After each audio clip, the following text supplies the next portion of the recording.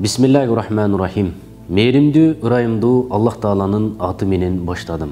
Жараткан Аллах Таалага эсепсиз мактоолор, пайгамбарыбыз Мухаммад Мустафа саллаллаху алейхи вассаламга салам, салаваттар болгон болсун. Саллаллаху алейхи вассалам. Мына ушинтип, Кудайым буйруса, Рамазан айы дагы кирип, көптөгөн жакшылык эшиктери ачылды. Аллах Тааланын рахматы мына ушул Рамазан айында жаай баштады.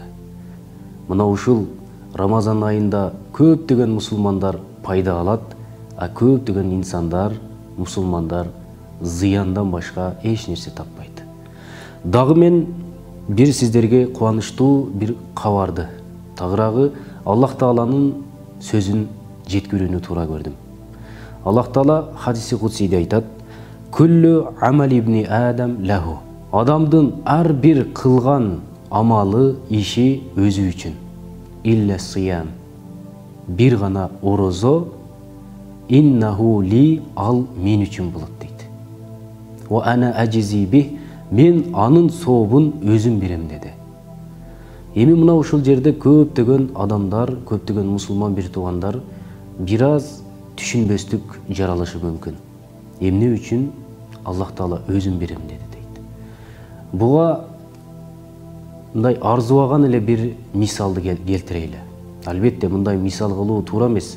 Бирок айла жоктон сиздер ушул хадиси кудсийди туура түшүнүү максатында бир мисал айта кетейин. Мисалы катардагы эле бир адам бир инсанга келди дагы, мен сага акча берем деди.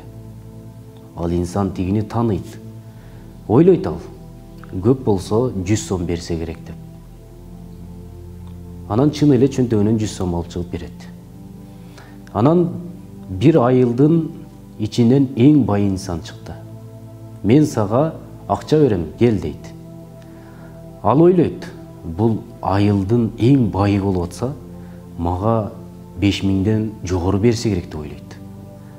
Чын эле чөнтөгүнөн 3000ден ашуун акчаны чыгарып ага берет.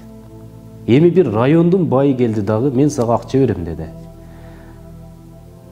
Тиги ойлоду, бул бир райондо эң бай болуп атса, демек мага 10.000ден көп акча берсе керек дейт. Чындыгында чөнтөгүнөн 10.000ден көп акча чыгарып берди. Эми Кыргызстанда номер 1 эң бай инсан ошол инсанга келди дагы, мен сага акча берем деди. Ал ойлоду, мага азыр 100.000ден көп акча берсе керек. Анткени буга 100.000 акча эч нерсе эмес.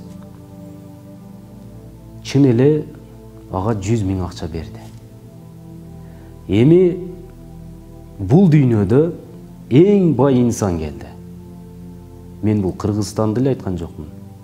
Ушул дүйнө жүзү боюнча Америка, ушул Европа, Батыш кайсыл жак болбосун, кыскасы ааламда эң бай инсан келди дагы, мен сага акча берем деди.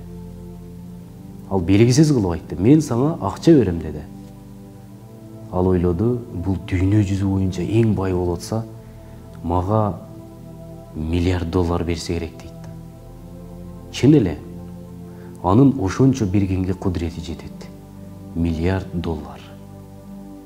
Караса чын эле анын картасына $1 миллиард которду. Эми Аллах Таала айтты, ошол айылдын байын, райондун байын, Кыргызстандын байын, ааламдардын байын жараткан улуу Аллах Таала мен орозонун сообун өзүм берем десе, сиз кантип ойлойсуз?